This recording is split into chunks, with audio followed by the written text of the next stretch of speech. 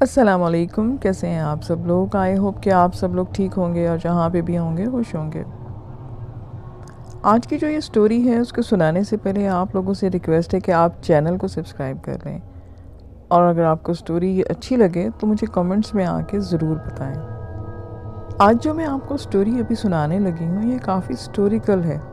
ایک آدمی تھا جس کا نام نادر زمان تھا۔ وہ بہت ینگ ایج میں تھا اور اس وقت کے بادشاہ کے محل میں اس کی ایکسس تھی۔ وہ ایک بہت ہی اچھا سپاہی بھی تھا۔ ایک موقع پر اس کی آنکھیں شہزادی سے چار ہو گئیں اور وہ اسے دیکھ کر اپنے دل ہار گیا، اور اس بات کا علم نوجوان کے سوا کسی کو بھی نہ تھا، ایون کہ وہ شہزادی بھی اس بات سے لا علم تھی۔ اس کے بعد کا واقعہ نادر زبان کی زبانی میں آپ کو سناتی ہوں۔ میں دن رات اس شہزادی کو سوچتا مگر جانتا تھا کہ ایسا ممکن نہیں، سو دل کی بات میں دل پہ ہی رکھتا۔ ایک شام گہرے بادل نہ جانے کہاں سے اٹھے اور دیکھتے ہی دیکھتے محل پر چھا گئے۔ ہر سو گپ اندھیرا پھیل گیا، کسی کو کچھ سجھائی نہ دیتا تھا۔ شہزادی کنیزوں کے ساتھ محل کے باغ کی سیر کر رہی تھی، اور جب یہ اندھیرا پھیلا تو عجیب چیخو پکار مچ گئی۔ سب شہزادی کو آوازیں دینے لگے، مگر وہاں کان پڑی آواز سنائی نہ دیتی۔ لگتا تھا کہ جیسے ہزاروں بیل بول رہے ہوں۔ وحشت سے کنیزیں بے ہوش ہو گئیں، اور جب طوفان چھٹا اور سب کو کچھ ہوش آیا تو ان کے درمیان شہزادی موجود نہ تھی۔ وہ پریشان ہو کر رونے لگ گئیں۔ پورے محل میں شہزادی کو کوئی پتہ نہ تھا۔ معلوم نہیں اس کو زمین نگل گئی یا آسمان اٹھا گیا۔ بادشاہ ملکہ کا تو برا حال تھا۔ پھر بادشاہ اپنے وقت کے ولی کے پاس پہنچے۔ وہ بہت غمزدہ تھے۔ انہوں نے کہا کہ شیخ صاحب، میری نظر لگ گئی ہے میری بیٹی کو، نہ جانے وہ کہاں چلی گئی، اسے کون اٹھا کر لے گیا ہے۔ تو اس اللہ کے بندے نے آنکھیں بند کیں اور کچھ ہی لمحوں میں بادشاہ کو افسوس سے دیکھتے ہوئے بتایا کہ ایک خبیث جن کا کام ہے یہ، وہ لڑکی کو اپنی دنیا میں لے گیا ہے، اور لڑکی زندہ ہے مگر ابھی بے ہوش ہے۔ یہ سنتے ہی بادشاہ بے حد فکر مند ہوا اور پریشان ہو گیا۔ پوچھا کہ اس کا حل کیسے اور کیوں کر ہوگا؟ میری بیٹی کی زندگی سخت خطرے میں ہے۔ تو وہ اللہ کے بندے بولے کہ مجھے ایک ایسے انسان کی ضرورت ہے جو لڑکی کے لیے اپنی جان پہ کھیل سکتا ہو۔ بادشاہ نے اپنا نام لیا کہ میں یہ کام کروں گا، مگر وہ شیخ صاحب بولے کہ سلطنت کو چھوڑ کر مہینوں ویرانے میں بھٹکنا آپ کے لیے نامناسب ہے۔ ویسے بھی آپ کی عمر اس کام کے لیے نہیں ہے، آپ یہ سارا کچھ نہیں سہ پائیں گے۔ تو بادشاہ ایک دم چپ ہو گیا اور اداس ہو گیا۔ پھر جو ہی یہ ایکسیڈنٹ کی خبر میرے علم میں آئی، میں اسی وقت محل میں پہنچا، اور جب معلوم ہوا کہ بادشاہ اس وقت کے ولی کے ہاں موجود ہیں تو میں بھی بہت تیزی سے وہاں پہنچ گیا۔ اس گفتگو کا آخری حصہ میں سن چکا تھا۔ میں نے ہمت کی اور کمرے میں انٹر ہوا۔ میں نے خود کو اس کام کے لیے پیش کیا تو وہ ولی شیخ صاحب نے مجھے غور سے دیکھا اور پوچھا کہ تم لڑکی سے محبت کرتے ہو؟ میں بس اپنا سر جھکا گیا۔ بادشاہ اٹھ کھڑا ہوا اور میرے کندھے پر اپنا ہاتھ رکھا۔ میں کسی بھی جواب کی توقع کر رہا تھا، مگر جب وہ بولے تو ان کی آواز آنسو سے بھری ہوئی تھی۔ وہ بولے کہ بیٹا، میری ایک ہی بیٹی ہے، اسے واپس لے آؤ۔ میں تم سے اس کے نکاح کا وعدہ کرتا ہوں۔ میرا دل خوشی سے بھر گیا، مگر میں نہیں جانتا تھا کہ جس مہم پر جانے لگا ہوں وہاں میرا واسطہ کسی انسان سے نہیں بلکہ ایک اور مخلوق، ایک خبیث جن سے ہوگا۔ بادشاہ کے رخصت ہونے کے بعد میں کمرے میں 2 لوگ ہی رہ گئے تھے، میں اور وہ شیخ صاحب۔ انہوں نے مجھ سے کچھ باتیں کی، جن کی بات یہ ہے کہ میں آج کوئی ایک کام نہیں کروں گا، گھر والوں کو بتا دوں گا کہ اب معلوم نہیں گھر میں واپس کب لوٹوں گا، اس لیے وہ پریشان نہ ہوں۔ میرا کھانا پینا رہنا سب شیخ صاحب کے ساتھ ہی ہوگا۔ کپڑوں کے 2 جوڑے، ایک چراغ، ایک بالٹی، ایک جا نماز اور ایک تسبیح اور ایک قرآن پاک ہوگا۔ ان کے سوا میرے پاس کچھ نہیں ہونا چاہیے۔ میں نے اس دن ان سب چیزوں کو اکٹھا کیا اور گھر سے میں نے رخصت ہو کر ان شیخ صاحب کے گھر پہنچ گیا۔ وہ گھر کے باہر میرا انتظار کر رہے تھے۔ مجھے دیکھتے ہی وہ ایک سمت چل پڑے، میں بھی ان کے پیچھے چلنے لگا۔ چلتے چلتے ہم شہر سے باہر نکل آئے۔ اب ایک ویرانہ چاروں طرف پھیلا ہوا تھا۔ چھوٹی چھوٹی پہاڑیاں اور ریتیلی زمین تھی، کہیں کہیں ریگستان کے پودے بھی اگے ہوئے تھے۔ چاند نکلا اور ریت کے ریلوں پر عجیب سی روشنی پھیل گئی۔ کچھ دور چلنے کے بعد ایک جھونپڑی سی دکھائی دی، اس کے پاس ایک کنواں بھی تھا۔ وہاں پہنچ کر وہ شیخ صاحب رک گئے، مجھے وہیں ویٹ کرنے کا کہا اور خود اس جھونپڑی میں آ گئے۔ کچھ منٹوں کے بعد باہر نکلے اور مجھے اندر ساتھ لیا۔ ایک طرف پانی کا گھڑا اور کچھ مٹی کے پیالے تھے، ان کے قریب 2 کھجور کی چٹائیاں بھی بچھی ہوئی تھیں، ایک کمبل اور ایک جائے نماز تھی۔ کمرے میں ایک طاق تھا جس میں ایک دیا روشن تھا۔ انہوں نے مجھے بیٹھنے کو کہا، میں چٹائی پر بیٹھ گیا۔ پھر انہوں نے اپنے ساتھ لائے ہوئے تھیلے سے روٹی اور گڑ نکالا، مجھے بھی کھانے میں کہا۔ کھانے کے بعد ہم نے نماز پڑھی۔ اس کے بعد انہوں نے کچھ مجھے یہ کہا کہ نادر زمان یہاں سے 3 کوس کے فاصلے پر ایک مسجد ہے جسے چمگادڑوں اور دوسرے کیڑے مکوڑوں نے پلید کیا ہوا ہے، وہاں جاؤ اور اس مسجد کو پاک کرو۔ اس میں ایک کمرہ ہوگا، وہاں طاق میں چراغ جلا رکھو، حصار کھینچو اور جائے نماز بچار کر اس حصار میں باوضو داخل ہو جاؤ۔ وہاں تمہیں صبح ہونے تک ویٹ کرنا ہے، فجر کی نماز کے بعد اس حصار سے نکلنا اور سیدھا میرے پاس آ جانا۔ ایسا 40 راتوں تک کرنا ہوگا۔ وہیں بیٹھ کر اسم اعظم جو شیخ صاحب نے مجھے تعلیم کے وقت بتایا تھا اس کا ورد کرنا ہوگا۔ کسی بھی صورت میں حصار سے باہر نہ نکلنا، اب تم جاؤ اور جلدی کرو۔ یہ کہتے ہی وہ جھونپڑی میں چلے گئے اور میں اس ویران صحرا میں اکیلا کھڑا رہ گیا۔ میں نے بالٹی اور جائے نماز رکھی تھی۔ ہمت کرتے ہوئے میں نے شیخ صاحب کی بتائی ہوئی ڈائریکشن پر چلنے لگا۔ کوئی ایک کچھ طے ہوا ہوگا کہ مجھے لگا کہ میرے پیچھے کوئی آ رہا ہے۔ میں پلٹ کر دیکھا تو کوئی بھی نہ تھا۔ میں تیز قدموں سے چلنے لگا۔ اچانک سے ہوا میں تیزی آ گئی اور سامنے ریت اڑنے لگ گئی۔ قریب تھا کہ میں راستہ ہی بھٹک جاتا کہ اچانک شیخ صاحب کی آواز میرے کان میں پڑی کہ اسم اعظم کا ورد کرو بیٹا۔ میں نے پلٹ کر دیکھا تو کوئی بھی نہ تھا۔ میں نے ان کے بتائے ہوئے اسم اعظم کا ورد کرنا شروع کر دیا۔ اس وقت سب کچھ تھم گیا اور دور مجھے ایک مسجد کے آثار دکھائی دینے لگے۔ میرے جسم میں جیسے جان آ گئی اور میں ورد کرتا ان کی طرف بڑھنے لگا۔ اور جب میں مسجد کے پاس پہنچا تو مجھے پتا چلا کہ یہ بہت قرآن زمانے کی ہے اور ایک کمرے کی چھوٹی سی مسجد تھی جہاں پر لگ رہا تھا کہ یہ بہت پرانی ہے۔ پورا گپ اندھیرا ہر طرف چھایا ہوا تھا۔ میں نے بس اللہ کا نام لیا اور مسجد میں انٹر ہو گیا۔ چھوٹا سا ایک صحن اور اس کے درمیان میں ایک حوض تھا جس میں نہ جانے کب کا بارش کا پانی بھرا ہوا تھا۔ کمرے میں چمگادڑوں کی بیٹیں اور مکڑیوں کے جالے تنے ہوئے تھے۔ میں نے شیخ صاحب کو یاد کیا اور اس مسجد کو اپنے قابل استعمال بنانے میں بزی ہو گیا۔ بالٹی میں نے حوض سے پانی لیا اور صحن میں پھیلے تنکوں کو سمیٹ کر جھاڑو سے بنا ایک پورے مسجد کو دھو ڈالا۔ دیواروں کو جالوں سے پاک کیا۔ مسجد کی دوسری طرف دیوار میں ایک طاق تھا، اسے صاف کیا اور اپنے ساتھ لائے ہوا چراغ وہاں رکھ کر جلا دیا۔ تمام چمگادڑ اور کیڑے مکوڑے وہاں سے نکل کر بھاگ گئے۔ اب میں حوض سے پانی بھرا اور وضو کیا۔ کمرے کے درمیان میں حصار بنا کر جائے نماز بچھائی اور اسم اعظم کا ورد کرتا ہوا اس حصار میں داخل ہو کر جائے نماز پہ جا بیٹھا۔ رات اب آدھی سے زیادہ گزر چکی تھی۔ میں سکون سے حصار میں بیٹھا اپنا ورد کرتا رہا۔ صبح کے وقت ایک بلی مسجد کے ٹوٹے ہوئے دروازے کے چوکھٹ پر آ کے بیٹھ گئی اور غرا غرا کر مجھے دیکھنا شروع ہو گئی۔ میں ایسی جگہ بیٹھا ہوا تھا کہ میرے پیچھے طاق میں چراغ تھا اور سامنے کی دیوار پر سایہ پڑ رہا تھا۔ ذرا سی گردن گھما کر دیکھنے پہ میں دروازے کو دیکھ سکتا تھا۔ بلی کی غراہٹ بڑھتی جا رہی تھی۔ میں آنکھیں بند کیے بس ورد کرتا رہا۔ آخر ایسے لگنے لگا کہ جیسے وہاں بلی نہ ہو، کوئی خونخوار جانور ہو جو مجھے مسلسل غرا رہا ہے۔ پھر وہ قریب آواز آنے لگی، حتیٰ کہ کمرے کے اندر محسوس ہونے لگی۔ میں نے گھبرا کر آنکھیں کھول دیں۔ میرا تسلسل ٹوٹ چکا تھا، اب کمرے میں کوئی نہ تھا۔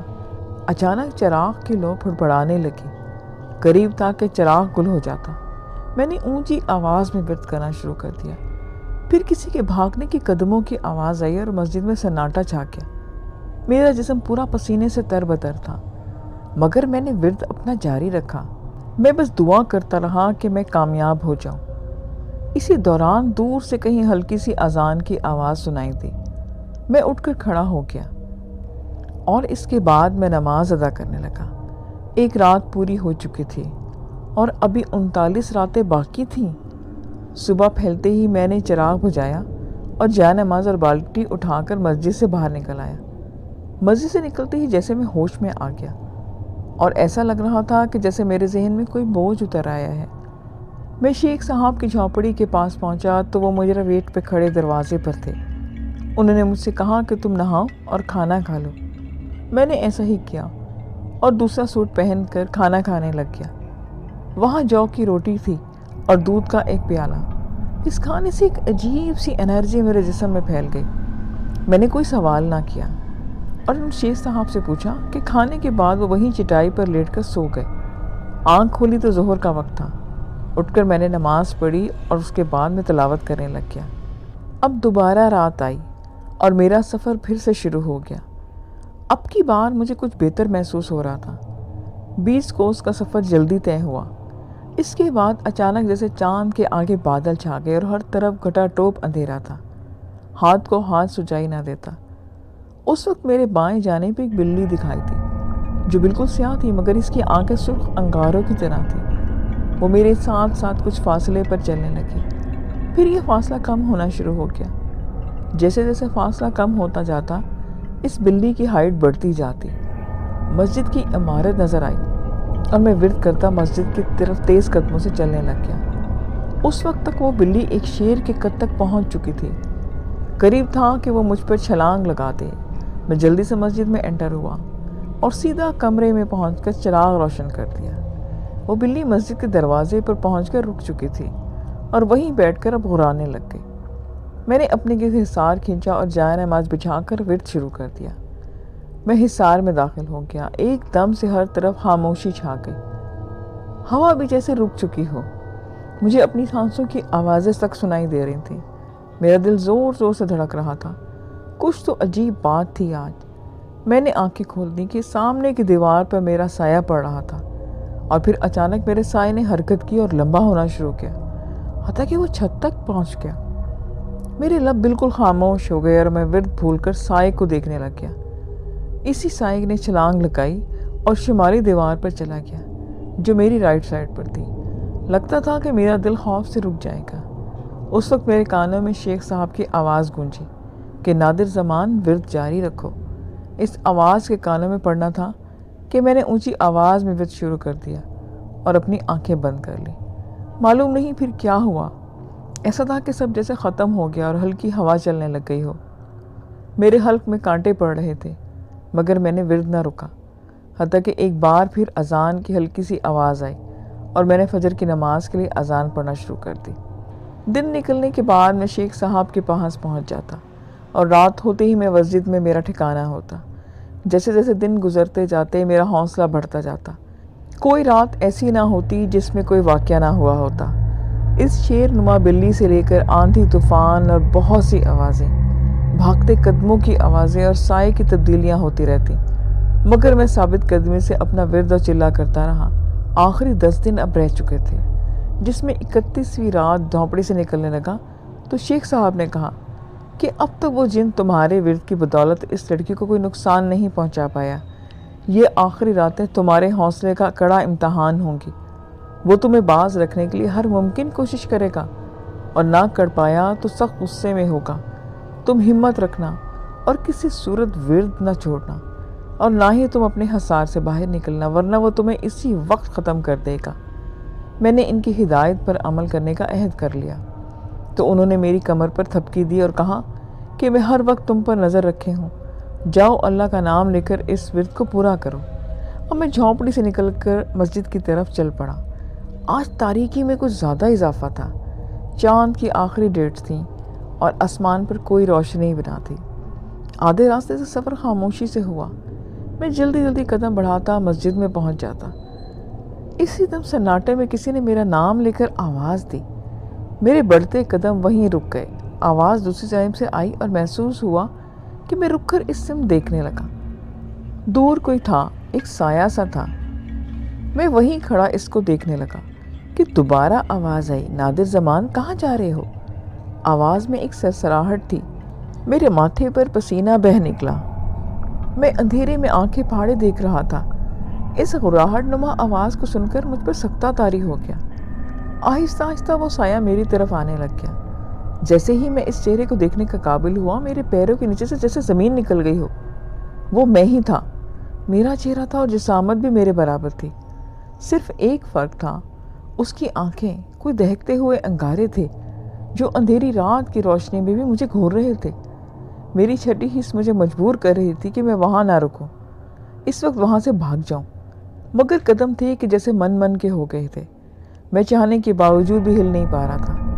اس نے پھر سے کہا کہ نادر زمان کہاں جا رہے ہو؟ میرے حلق میں کانٹے پڑ گئے تھے۔ میں ورد کرنا چاہا تو زبان لڑکھڑا گئی۔ میں نے شیخ صاحب کو یاد کیا اور اس وقت ایک زوردار ہوا کا دھکا لگا اور میں اس کے بل پر وہاں سے جیسے اٹھتا ہوا دور جا گرا۔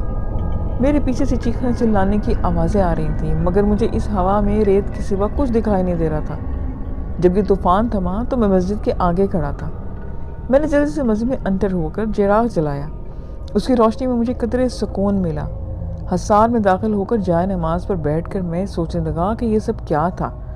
یقیناً یہ شیخ صاحب کی مدد تھی اور وہ میرا خوفناک ہم شکل وہی خبیث جن ہوگا جو راستہ بھٹکانے کی کوشش کر رہا تھا۔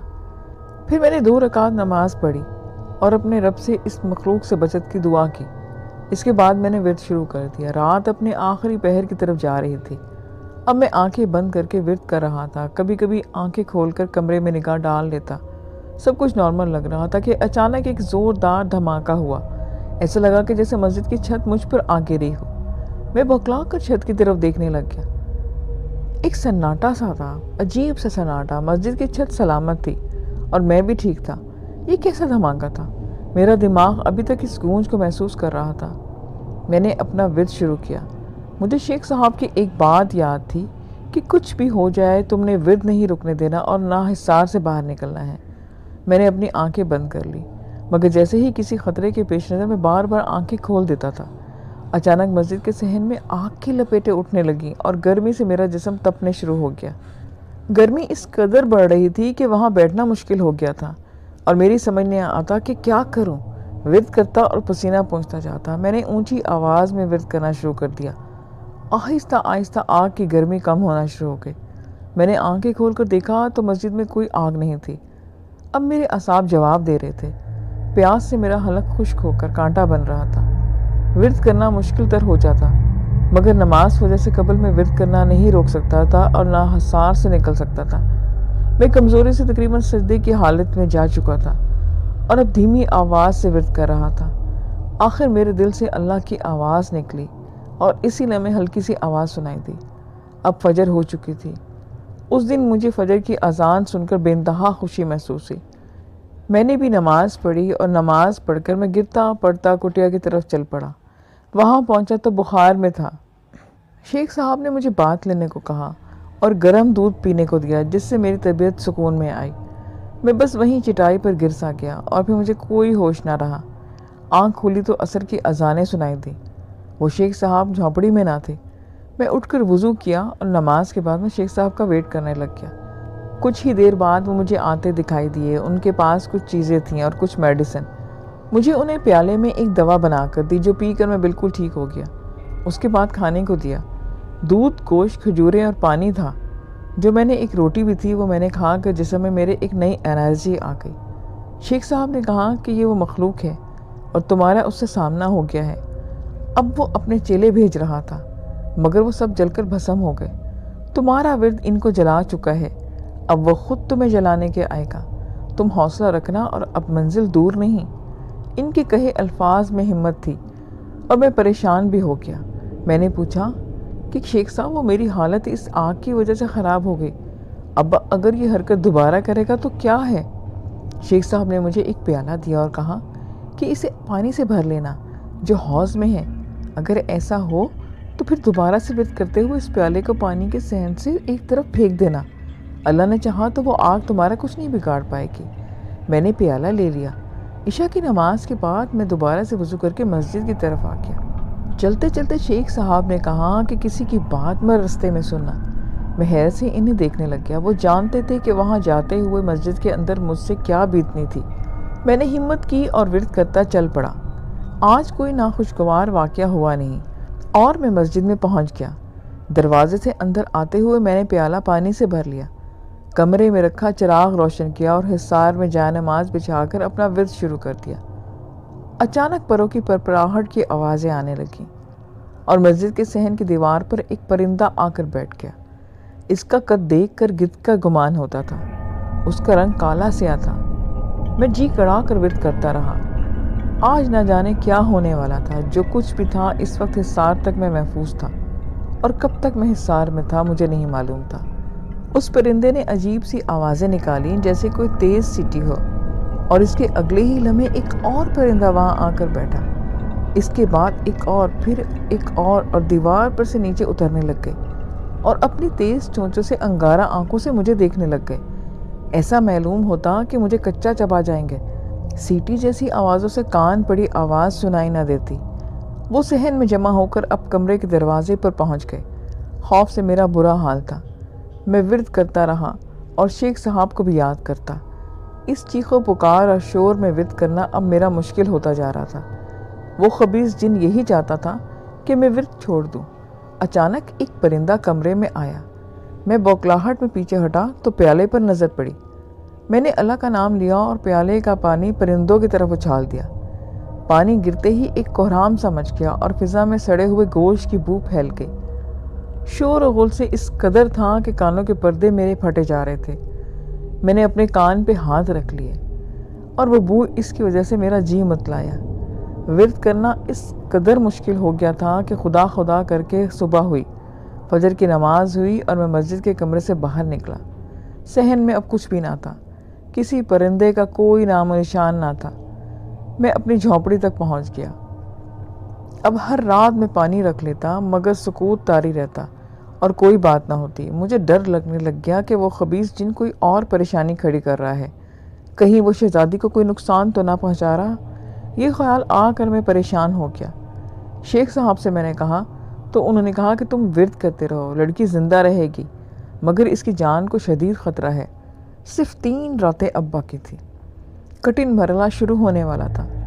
میں اب کسی بھی طرح اس چلے کو مکمل ہی کرنا چاہتا تھا۔ وہ آخری 3 راتیں میرے حوصلے اور ہمت کا امتحان تھی۔ میں رات ہوتے ہی عشاء کی نماز کے بعد مسجد کی طرف چل دیا۔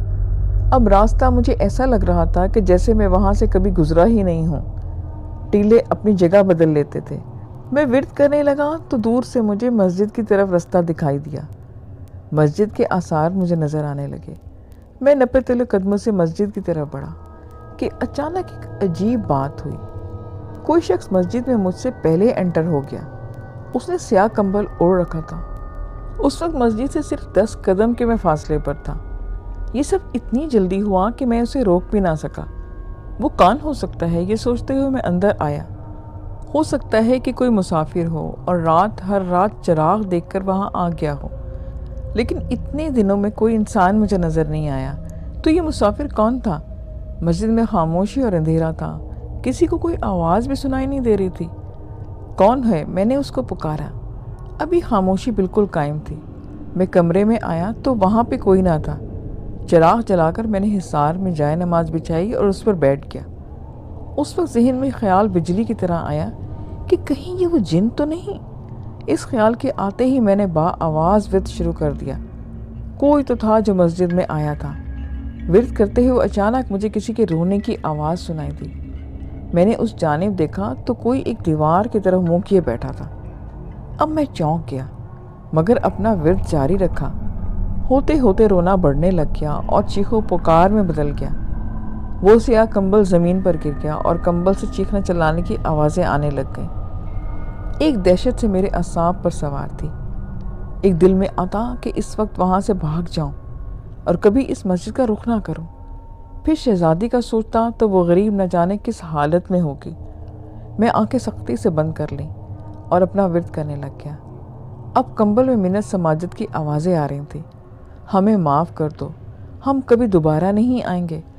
خدارا بس کرو، ہمارا جسم جل رہا ہے، اور چھوڑ دو، بند کر دو یہ چلہ۔